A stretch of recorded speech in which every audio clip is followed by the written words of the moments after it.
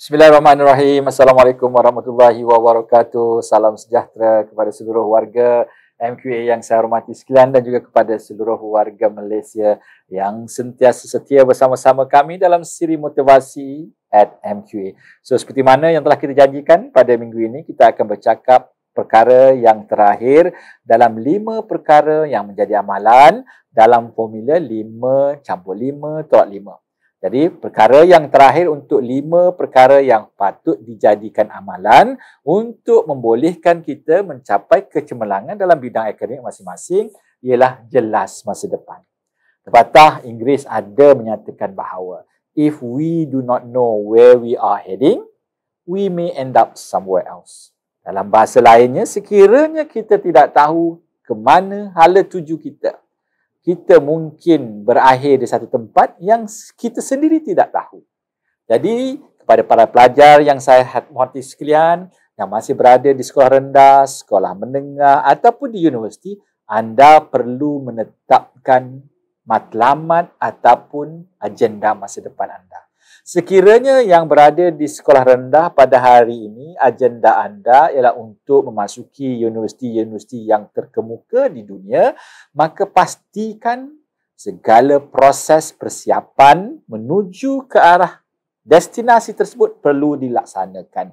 Kepada pelajar-pelajar yang sudah berada di universiti, mungkin anda menetapkan agenda untuk keluar ataupun bergraduat dengan ijazah kelas pertama. Dan begitu juga dengan mereka yang sedang berada di peringkat menengah, menetapkan matlamat untuk mencapai keputusan SPM ataupun STPM yang cemerlang. Apa-apa pun, yang paling penting, anda perlu ada matlamat dan matlamat itu perlu jelas. Dan matlamat ini juga perlulah berada dalam kemampuan kita sebagai manusia, sebagai individu yang bergelar pelajar untuk kita capai. Dan saya yakin dengan adanya matlamat yang jelas ini, ia secara tidak langsung mampu untuk memberikan motivasi kepada anda secara langsung ataupun tidak langsung. Misalnya, kalau saya berada di tingkatan 3 pada ketika ini ataupun tingkatan 1 pada ketika ini, saya mempunyai cita-cita untuk memasuki universiti yang terkemuka di dalam negara.